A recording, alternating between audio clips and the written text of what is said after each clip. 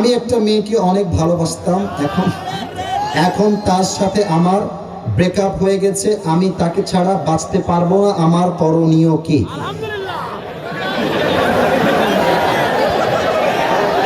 তবে ওর আলহামদুলিল্লাহ পড়া ভালো হয়েছে, কারণ যার গার্লফ্রেন্ড ছেড়ে গেছে তার মতো ভাগ্য ভালো আর কারো হতে পারে না জীবনে।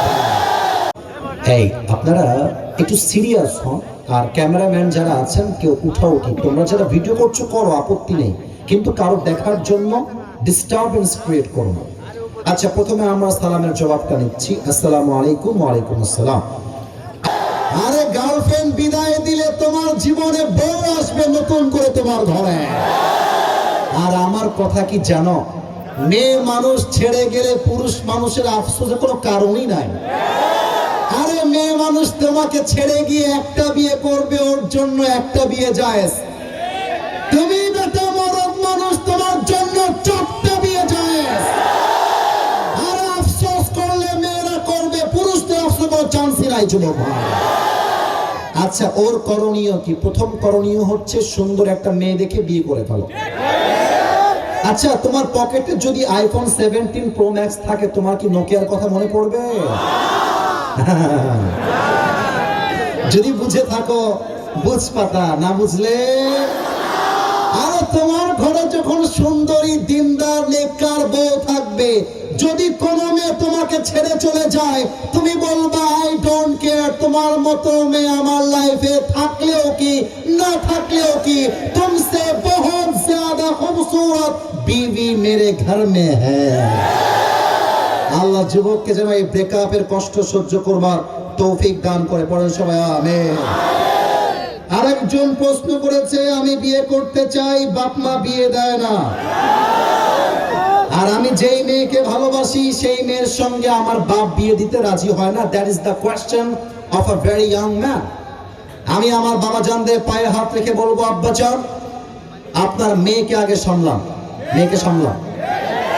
আপনার মেয়ে যদি বোরকা পরে বের হয়, হাজারো যুবক চোখের কোণার থেকে বেঁচে যাবে। তবে কি বলবো, দুঃখের কথা, বোরকা পড়লেও আজকাল মেয়েরা দিনদার হতে পারে না।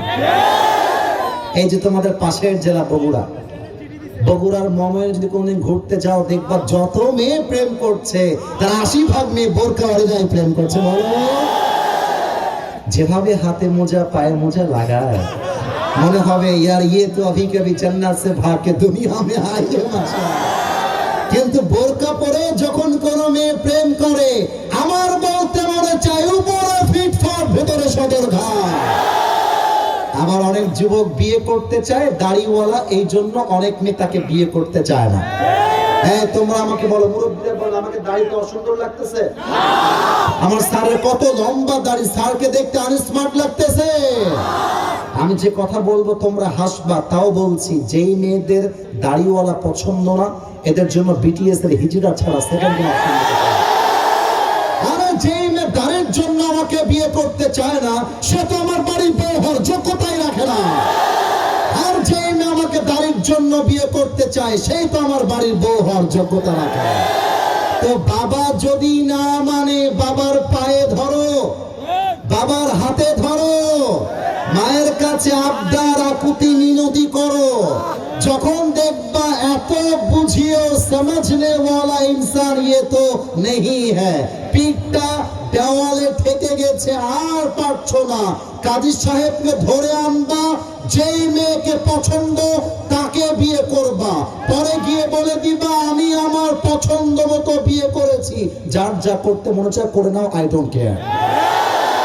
আরে যেই বাবা দেখছে আমার ছেলে জিনা করছে, তাও যেই বাপ বিয়ে দেয় না, ওই বাপের কথার চাইতে আমার চরিত্র অনেক বেশি দামি। যুবক ভাড়া হবে, আল্লাহ তুমি প্রত্যেকটা আব্বা এবং মাকে সঠিক বুঝ দান করে। পড়া আমিন।